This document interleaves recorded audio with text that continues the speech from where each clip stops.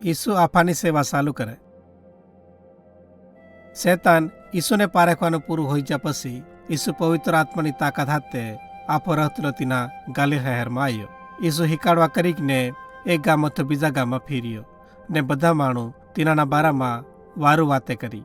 ઈસુ જહા મોટો હોલો સહા નાઝરેત ગામમાં ગયો ને આરેમને દાહડે જે પ્રાર્થના ખોરમાં ગયો ને છે તિન્હાને યસાય પ્રબોધકની સોંપડીમાંથી વાંચવા કરી આપી ને ઈસુ જે સોંપડી ઉઘડી ને થોડુંક વાંચી હમલાયું. ઈસુ વાંચ્યું, નબળા પાતળાને વારું ખબર કહેવા, જેલિયાને છોડાવવા, આંધળાને ભાલતા કરવા ને વેઠ્યાને છોડાવવા ઈશ્વર મને તેનો આત્મા આપ્યો. અહીંયા વરે ઈશ્વરની કૃપાનું છે. ને પછી ઈસુ નીચો બહી ગયો ને બધા માણું તીનાને ધારી ધારીને ભાલી રહ્યા ને છું સોંપડીમાંના મસીહાના બારામાં જુ ભાગ વાંચ્યો છું જાણતલા. ઈસુ અહીં કહ્યું કે જુ મેં વાંચ્યું છું હમણાં હોવા બાજી રહ્યું ને બધા માણું ઉસેકાને હોજ્યા ને કહ્યું કોઈ યુસુફનો પોર્યો નહીં મળે.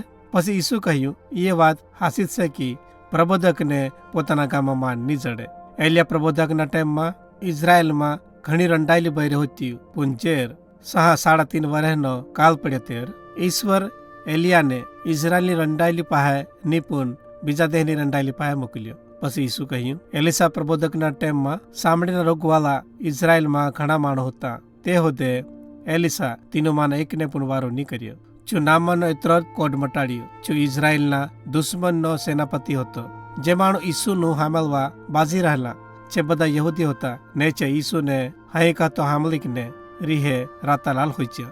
નાઝરેતના માણું તીનાને પ્રાર્થના ઘરમાં તો બહાર કાઢી દીધો ને તીનાને મારવા ડુંગર તો ધેડે લીજ્યા. પણ ઈસુ ટોલામાંથી નીકળી ગયો ને નાઝરેત છોડી દીધું. પછી ઈસુ ગાલિલના ગામોમાં ગયો ને ઘણા માણું તેના પાસે આવતલા જે માંદલા, આંધળા, બહેરા ને બોબડા માણુને તેના પાસે લાયા ને ઈસુ તીનોને વારું કર્યા. ને ઘણામાં ભૂતળા હતા તીનોને ઈસુને પાસે લાયા ને ઈસુના કહેવાથી ભૂતળા તીનું માણમાં તો બહાર નીકળી ગયા. ને ઘણી વખત આડતલા હોતે કે તું ઈશ્વરનો પૂર્ય છે ને માણુનું ટોલું ડોલ ફાટ્યા હોઈ ગયું ને ઈશ્વરના વખાણ કર્યા. પછી ઈસુ 12 જણાને ટાળ્યા છે ખાસ પુઠેર્યા કહેવાયા ને પુઠેર્યા ઈસુ ભેગા ફીર્યા નહીં ક્યા.